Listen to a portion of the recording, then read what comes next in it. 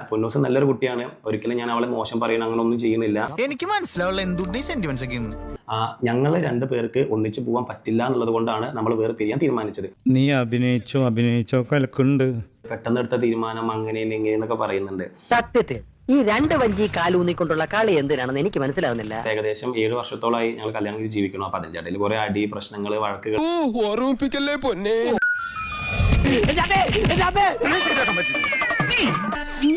എല്ലാവരുടെയും ജീവിതത്തിൽ ഉണ്ടാവണൊക്കെ പോലെ തന്നെ പ്രശ്നങ്ങളൊക്കെ ഉണ്ടായിരുന്നു. ഭാര്യ ഭർത്താക്കന്മാര് തല്ലി, ഭർത്താവ് ഭാര്യ കൊന്നു, ഭാര്യ ഭർത്താവിന് വശം കൊടുത്തു. ഈശ്വര, എന്റെ തലയിലെടുത്ത് ഭയങ്കരം തന്നെ. നമ്മള് അങ്ങനത്തെ ഒരു സംഗതിയിലേക്ക് പോവാതെ ഞാൻ അവളുടെ മ്യൂച്വലി എടുത്ത തീരുമാനമാണ്.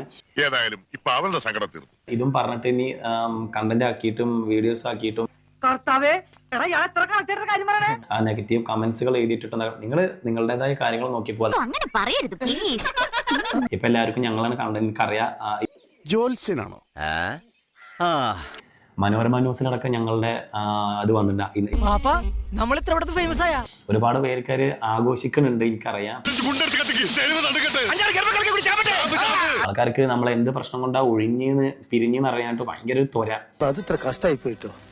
എത്ര വിഷമം ഉണ്ടാവില്ലേ? പിന്നെയും പറയുന്നു ഇനി ഇതിനെ പറ്റിയിട്ടുള്ള സംഗതികൾ ഞാനും അതാ നിന്റെ വിഷമം അല്ല പിന്നെ അതാക്കി മുന്നിക്ക് പോകരുത്. എനിക്ക് താല്പര്യമില്ല, അവൾക്കും താല്പര്യമില്ല. ഓക്കെ, ഇത്രയും കാലം നിങ്ങൾ എനിക്ക് തന്ന സ്നേഹത്തിനും സഹകരണത്തിനും നന്ദി.